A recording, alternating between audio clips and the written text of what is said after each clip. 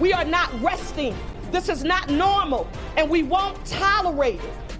It's 6 o'clock, and here's what's happening in our community. Police say a pop-up party ended in gunfire.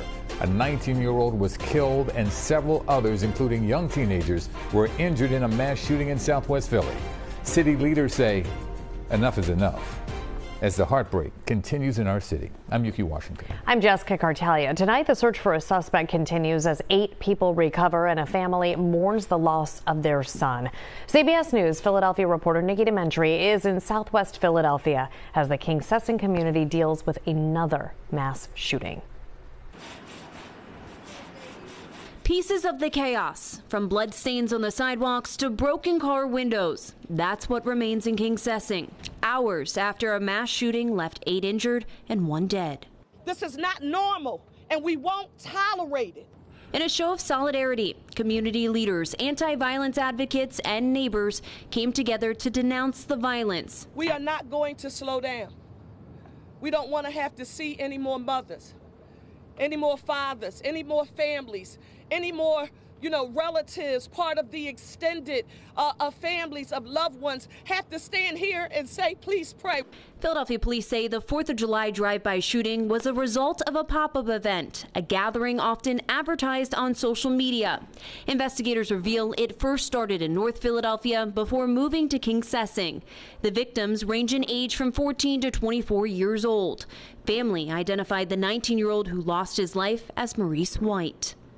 We've been dealing this with for some time, and we have tried our best to work with these young people.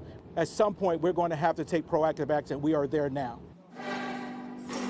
Just the day before, the community came together to honor those lost in a different mass shooting. It was around this time last year when 5 people were killed and several others injured blocks away. I think the continued and escalating sense of trauma in the neighborhood is the thing that I'm most concerned about. Senior pastor Sean James works in the Kingsessing community through Salt and Light Church, where the vigil happened earlier this week.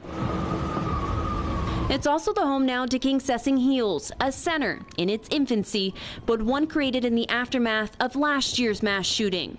It is a resiliency center in Southwest that is designed to help build resiliency and to help people who are dealing with trauma. The church and James vowed to continue creating a safe space for kids and adults alike as this Southwest neighborhood is dealing with another senseless tragedy. The main thing right now is just to not ignore it. Don't act like your kids are not dealing with trauma right now. Nikki Dementri, CBS News, Philadelphia. Investigators are working to determine a motive, adding they've made, quote, significant progress in identifying a car involved. Anyone with information on last night's shooting is urged to call the tip line, and you can remain anonymous.